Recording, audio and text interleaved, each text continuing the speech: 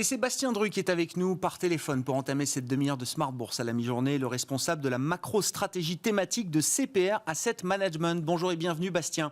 Merci beaucoup d'être avec nous. Je voulais qu'on parle avec vous du U-turn fiscal des États-Unis sur le plan domestique, sur le plan international également. Mais d'abord, un mot de la vigueur de l'économie américaine en ce début de second trimestre. Bastien, c'est vrai que les derniers indicateurs sont quand même très forts, très largement au-delà des attentes des économistes de marché. Je peux citer l'emploi du mois de mars qui atteint quasiment 1 million de créations d'emplois sur le mois écoulé, bien au-delà de ce que le marché imaginait. Et même topo du côté de l'enquête de conjoncture réalisée auprès des directeurs d'achat pour la partie service, l'ISM Service, qui est sorti hier sur un plus haut historique, en tout cas un plus haut depuis que cet indicateur existe depuis 1997. Bastien, qu'est-ce que ces chiffres vous inspirent? Est-ce qu'on est bien dans le scénario d'une économie américaine qui a déjà pensé ses plaies et retrouvé ses niveaux d'avant-crise? Bon, c'est vrai qu'on a des chiffres tout à fait exceptionnels aux États-Unis. L'ISM Service, comme vous venez de le dire, est au plus haut depuis sa création en 97. Si on prend l'ISM manufacturier, donc pour les conditions industrielles, on est au plus haut depuis 1983. Donc on a quand même des chiffres qui sont, enfin des enquêtes en tout cas, qui sont très impressionnantes. Ça commence à être corroboré par des chiffres durs.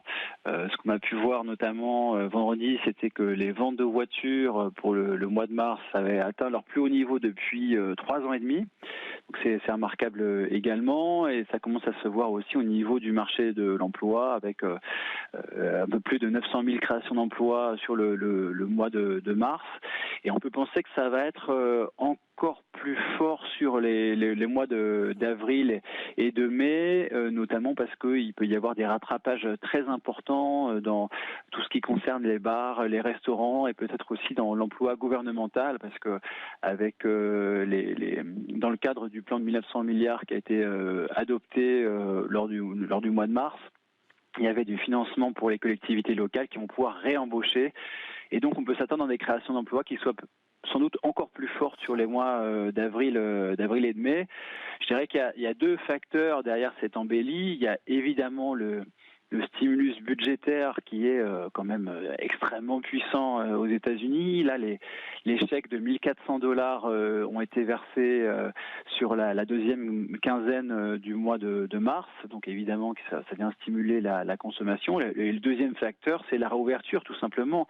Il y avait eu des mesures de restriction sanitaire assez fortes qui avaient été prises aux États-Unis en décembre et en janvier. C'était le moment de la troisième vague. Et elles ont commencé à être assouplies sur le mois de février, et on commence à avoir vraiment des signes tangibles d'une réouverture effective de l'économie américaine. Si on regarde par exemple les réservations dans les restaurants, on était au début de l'année 50% en dessous des niveaux qui prévalaient hors crise, et actuellement on est revenu à moins 20% par rapport au niveau hors crise. Donc là il y a quand même une réouverture qui se fait quand même très très rapidement, et c'est aussi corroboré par tout ce qu'on peut voir au niveau des vols intérieurs. Là on a aussi une très très forte accélération en ce qui concerne le nombre de vols intérieurs. Donc on voit bien que cette réouverture elle est en train de se mettre en place. Et je dirais que pour terminer sur ces deux facteurs, que ce soit les stimulus budgétaires et sur la réouverture, on creuse, le fossé se creuse entre les États-Unis et l'Europe. Oui. On n'entrera pas dans la comparaison avec vous, Bastien, mais effectivement, c'est un vrai sujet. Je voulais qu'on reste encore un peu sur la partie américaine. Est-ce qu'on peut imaginer, donc, le plan massif de soutien est en train de porter ses fruits. L'administration Biden a engagé le plan de relance sur le plan politique, au moins. On sait que les discussions vont être longues et que c'est un plan de plus de 2000 milliards qui va être déployé sur plusieurs années, bien sûr, et donc les retombées concrètes seront à mesurer sans doute ultérieurement. Mais est-ce que ce plan de relance, déjà, va amener un choc de confiance supplémentaire pour l'économie américaine, notamment à travers le canal de l'investissement? Est-ce que c'est quelque chose qu'on doit déjà imaginer pour cette année, Bastien? Alors, ça va prendre un peu de temps. Ce qu'on peut voir, c'est que la Chambre des représentants, et notamment sa responsable Nancy Pelosi, indique qu'on aurait peut-être les premiers votes au sujet de ce plan d'infrastructure au début juillet. Donc, je pense que ça va prendre encore pas mal de temps. Il y aura encore pas mal de négociations pour le contenu des dépenses, puis ensuite pour le financement du plan, ce qui ne va pas être une mince affaire. Ce qu'on peut voir, c'est que les priorités ont été dévoilées. L'objectif, c'est notamment 100% de production d'électricité décarbonée d'ici 2035. Aussi un effort puissant fait sur les véhicules électriques. Il y a aussi tout l'investissement qui concerne l'accompagnement vieillesse. Donc là, on commence à voir vraiment les grands axes de ce plan d'infrastructure. Ça va très certainement générer des effets d'entraînement en ce qui concerne l'investissement privé. Et je pense qu'on a vraiment, si ce plan est passé, un coup de fouet pour la croissance américaine sur les années qui arrivent. Il ne s'agira pas d'un effet de court terme. On sera vraiment sur un impact d'assez long terme. Mais ce qui est aussi très intéressant, c'est finalement, au-delà des aspects croissance et des aspects de production, c'est aussi qu'il y a un accent très très fort qui soit mis sur la décarbonation de l'économie et sur une meilleure gestion du vieillissement de la population. Et ça, c'est vraiment particulièrement important. Alors après, il y a l'administration qui dit que grâce à ce plan, il y aura 19 millions d'emplois qui vont être créés. Bon, là-dessus, je pense que c'est probablement davantage d'une histoire une ambition politique, on va dire. Ouais, j'aurais plutôt dit qu'il y avait une part de communication, parce que sur ces 19 millions de créations d'emplois, il y aura, même sans le plan, il y en aurait eu un certain nombre, parce que de toute façon, il y aura eu de nouveaux investissements qui auraient été faits dans les énergies vertes qui créent beaucoup d'emplois. Donc là, je pense qu'on est davantage dans la politique plus qu'autre chose, mais ce qui est sûr, c'est que ça va créer des millions d'emplois, ce plan d'infrastructure. Et vient donc la question de la fiscalité, le troisième étage de la stratégie économique américaine. Il y a eu le soutien, la relance et la question du financement de la relance qui passe par la fiscalité.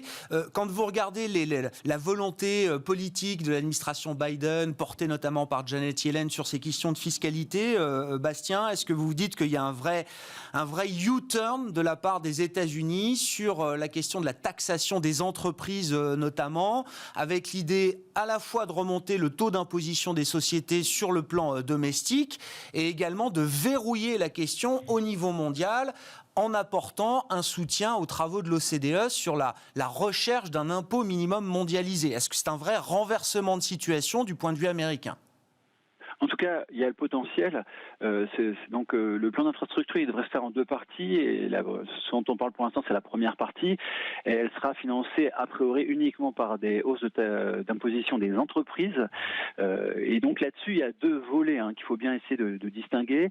Il y a la fiscalité des entreprises américaines et ensuite il y a la fiscalité des multinationales en général, qu'elles soient américaines ou non. Donc sur ce qui concerne la fiscalité des entreprises américaines, il y a le relèvement du taux d'imposition de 21 à 28%. Et aussi, il y a deux autres points qui sont importants. Il y a le fait qu'il y aurait la création d'un impôt minimum de 15% sur les revenus des entreprises, alors qu'il y a des rapports qui montrent il y a eu un rapport qui a été publié récemment qui montrait qu'il y a 55 entreprises du S&P 500 qui n'avaient payé aucun impôt fédéral en 2019. Donc ça pourrait avoir pas mal de conséquences. Puis ensuite, il y a tout ce qui concerne l'imposition des profits réalisés par les entreprises américaines à l'étranger, qui sont actuellement taxé à 10,5% et on parlerait d'un taux qui serait doublé à 21%. Et surtout, ça s'appliquerait pays par pays, ce qui porterait un vrai coup aux paradis fiscaux. Donc ça, c'est pour tout ce qui concerne la fiscalité des entreprises américaines. Donc ça peut être assez puissant. Ça peut pénaliser les entreprises qui ne payent aucun impôt fédéral. C'est assez clair. Mais cette fois-ci, là-dessus, il faut être relativement prudent parce qu'il y a quand même certains des sénateurs démocrates qui restent assez prudents, qui considèrent qu'il ne faut pas remonter trop rapidement l'imposition des entreprises, et donc il y a quand même une petite incertitude à ce niveau-là. Et le deuxième point, c'est ce qui concerne la fiscalité des multinationales, qu'elles soient américaines ou non.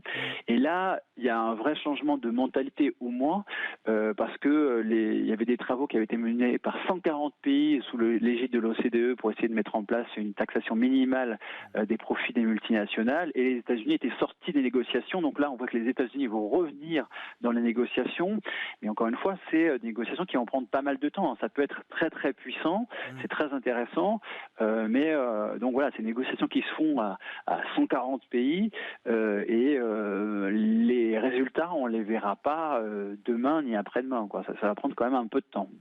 Mais c'est quand même c'est un renversement de situation de ce point de vue-là. C'est un logiciel très différent de ce qu'on a connu les dernières années aux États-Unis sur le plan de la fiscalité. Ah oui, c'est l'administration de Trump avait complètement été sortie des négociations en ce qui concernait la taxation minimale au niveau global des multinationales. Et donc rien que le fait que Janet Yellen indique que les États-Unis reviennent dans les négociations, c'est un énorme changement de mentalité et ça peut avoir des conséquences importantes, quoi. Donc après, je dis juste que les résultats, on les verra pas forcément rapidement. Merci beaucoup, Bastien. Merci pour votre éclairage sur ces questions économiques, ces questions fiscales aussi qui ont attrait à l'économie américaine aujourd'hui. Bastien Druck, qui était avec nous par téléphone, le responsable de la macro-stratégie thématique de CPR Asset Management.